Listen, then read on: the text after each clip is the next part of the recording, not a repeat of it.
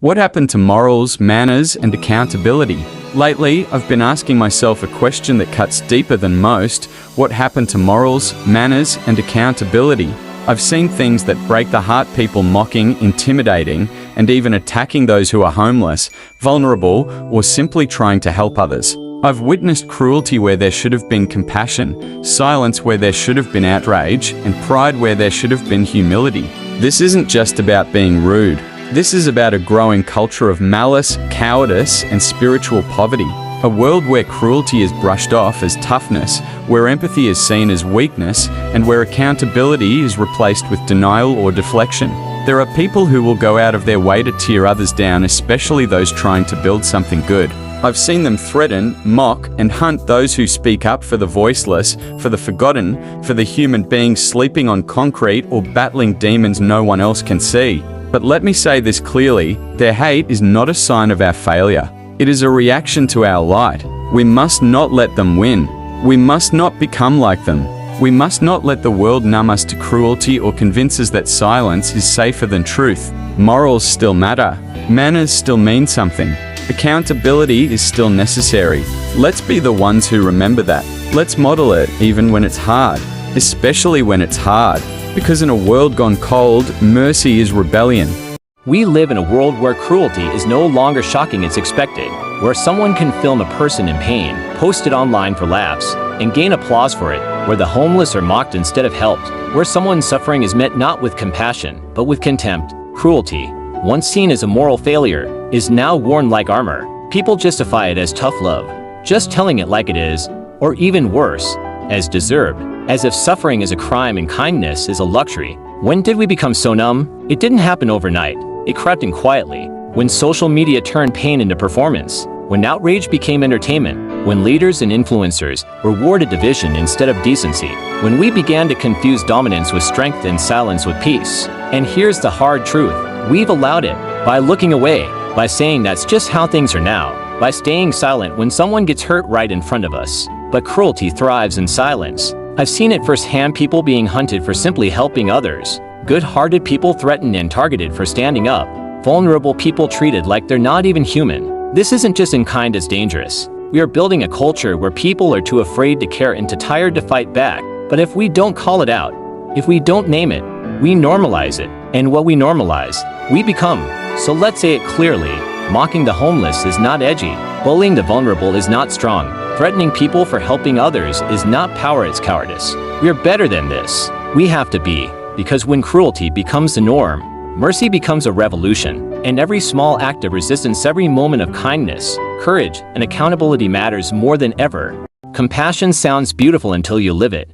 Until you stand up for someone the world has cast aside. Until you speak the truth when silence would be safer. Until you care out loud, and people come after you for it. We like to think kindness is easy, that empathy is effortless, that standing up for the vulnerable is noble and respected. But in reality, compassion costs, because when you defend the homeless, the broken, the mistreated, to expose the cruelty others want to ignore, you threaten the illusion that their apathy is justified, and that makes you a target. I've seen it, I've felt it, I've seen people mocked, threatened, and even hunted for helping others. I've watched good people slandered and isolated for daring to care, and I've faced intimidation simply for choosing mercy over malice. This is the cost of compassion in a culture where cruelty has become casual, and yet, it's a cost I'll keep paying, because the alternative, indifference, is a far greater price. When we stop caring, we stop being human. When we stop defending the vulnerable, we let the darkness win. When we stay quiet out of fear, we hand the mic to the oppressors. Yes, compassion costs, but so does silence. So does inaction. So does looking the other way when someone is suffering. We can't control what others do, but we can choose who we are. And I choose to stand with the ones who are hurting, not the ones doing the hurting. Because in the end, love outlasts hate. And the world doesn't change through fear, it changes through fierce, relentless mercy. Somewhere along the way, kindness got a bad reputation. People started calling it soft, passive, naive. They mistook cruelty for confidence, rudeness for strength, and apathy for intelligence. But let me tell you the truth, kindness is not weakness, it's warrior work. It takes strength to be kind in a world that rewards cruelty. It takes courage to treat people with dignity when others mock them. It takes power to choose grace when you'd be justified in anger. Anybody can be harsh, Anybody can mock. Anybody can destroy. But to stay kind when you've been hurt, to stay gentle when the world is hard, to keep your heart open when it would be easier to shut down, that is strength. That is resistance. That is power. We need to stop pretending that decency is outdated. We need to stop letting the loudest, cruelest voices set the tone for how we treat one another. Manners are not for show, they're how we say, "You matter." Even when we disagree, even when we're tired, even when no one is watching. Kindness is how we hold the line. It's how we protect the light in a world gone dark. It's how we build bridges in a culture of burning them. So if you're still kind, still decent, still showing up with love when no one else will, you're not weak. You're a warrior, and we need more like you. We've made a sport out of blaming others. Blame the system. Blame the past. Blame politics. Blame everyone and everything, just don't look in the mirror. But here's the truth, change doesn't happen without accountability. And without accountability, there's no growth, no healing, no justice. We're living in a time where people do real harm, then hide behind fake apologies, victimhood, or silence, where responsibility is seen as optional, where doing the right thing is negotiable. We're not just losing morals, we're losing ownership. But we don't get to build a better world without first owning what's broken. If we've stayed silent while others were mistreated, we need to speak up. If we've laughed along with cruelty, we need to reflect. If we've looked away when someone was hurting, we need to do better. If we've hurt someone, even unintentionally, we need to make it right. No more excuses.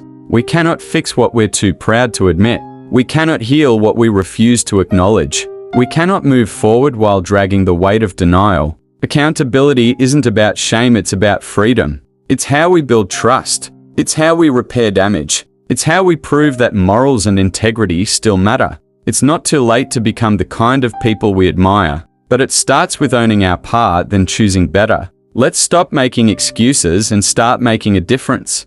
In a world that glorifies ego, rewards cruelty, and laughs at pain, mercy is a rebellion. It defies the systems that say only the strong survive. It exposes the lie that worth is measured by wealth or status. It confronts the myth that compassion is weakness. Mercy isn't passive. It's a fight. It's showing up for the wounded, even when it's messy. It's seeing the humanity in someone everyone else has written off. It's refusing to give up on people, even when the world already has. Mercy builds what cruelty tears down.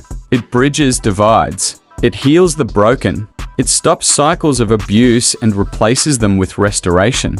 And right now, we need rebels like never before. People who will care even when it costs them. People who will protect the vulnerable even when it's not convenient. People who will say, "Not on my watch. Not in my presence. Not in my name." Mercy means giving a damn in a world that dares you not to.